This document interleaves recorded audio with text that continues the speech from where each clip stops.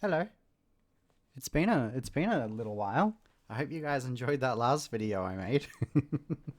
um, Today we're doing another Arkhaven comic book series. This one's called Ascendant. Um, Specifically Ascendant Star Spangled Squadron. And it's by someone by the name of Alexander McCree, I think is how you pronounce it, but I'm probably wrong. So, Alex, if you ever see this, let me know how to pronounce your name so I can do it correctly. I first heard about this a little while back, a couple of years ago. It was a like a tabletop game centered around superheroes, and well, I like tabletop games and I like superheroes, so it piqued my interest. It was on Kickstarter. I believe it got funded, made a bunch of money. You know how it goes. Um, and yeah, it's sort of like I had it on my radar, and then not too long ago, it popped up over on Arkhaven, and I saw that they're running an Indiegogo campaign for a full graphic novel, and so I figured I would jump in and give you my 2 cents as someone who also writes and reads superheroes. Um, so yeah, and I just want to say, don't just take my opinion for this video. This can be read on Arkhaven right now. Like, you can go to arkhaven.com and you can read this comic. It's available. So don't just take my word for it. Jump on, check it out. Even if you don't like this one, there's many other comics on there that you might like, and they're all free. So, yeah, keep that in mind. Now, as for the Ascendant, yeah, you guys know what that means. I read it, the free chapters on Arkhaven. There's currently 8 of them at the time of writing this, and it's an introduction. And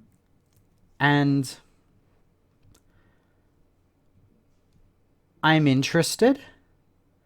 I'm curious to see where this goes.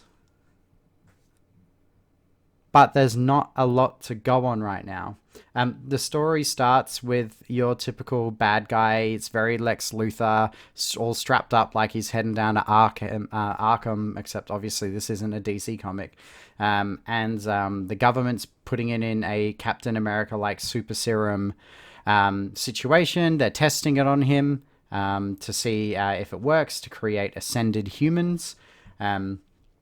Funnily enough, this guy is known as the Manticore, and the experiment goes awry and he turns into a Manticore. Yep. Then we're very quickly introduced to our hero, who I don't know his name. I don't know anything about him, really. He's basically Superman. Blue shirt, black hair, has all the same powers. Doesn't introduce his name. And at one point, he even reads a Superman comic to learn what he's meant to be doing. And he sort of, goes, "Oh, there's a monster. Better go do what I'm meant to do and fight this monster." And then they fight, and that's sort of where we're at with the comic. Now, if it sounds like I'm sort of taking a poop on this comic, I'm not. However, people like different things, and this is very shallow for me, and it raises a problem that I personally see in a lot of these indie comic books that are trying to sort of grow and be the next new superhero franchise against the big two, the dead two. But the problem is, tonally it's inconsistent. I don't believe this hero and this villain exist in the same universe. It reminds me of what was that game called? Did you guys ever play like City of Heroes and Villains? Or the free sort of knockoff version of that, which I forgot the name of. And everyone's sort of making these wacky creatures, and you've got robots and demons and angels and like animal type people, like animal hybrid people and tech based, and they're all running around, and there's no like tonal consistency with the story. That's what this feels like to read. It feels like I'm reading a comic book set in City of Heroes about these characters that people made in a character creator, who, like, you know, didn't really get the memo. And the thing with that is, that's kind of what this is, because I'm assuming it's based on the tabletop game, where people make characters and come up with campaigns in this universe and they play them out. So in a way, it's done what it intended to do. That's just not what I want to see. I want to see original characters with original ideas and original stories, and none of this feels original.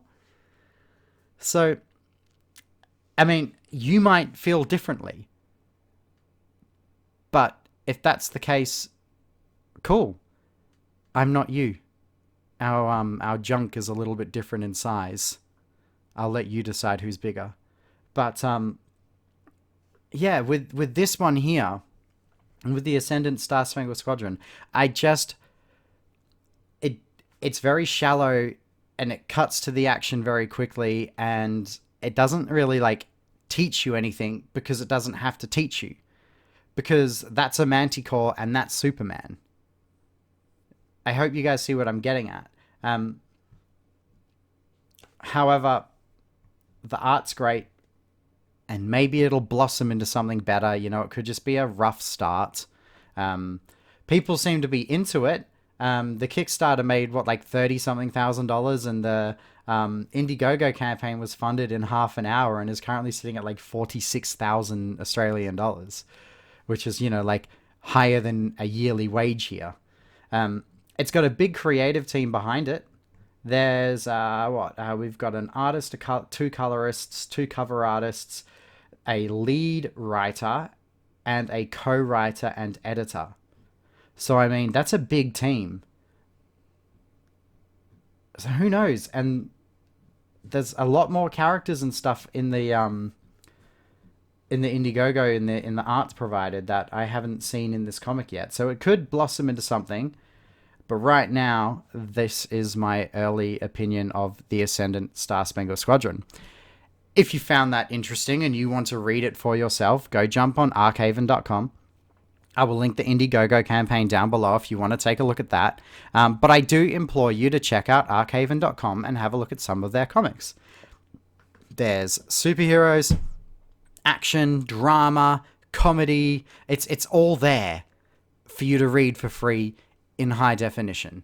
And yeah, that's it. Boy, I hope my comic makes this sort of money one day.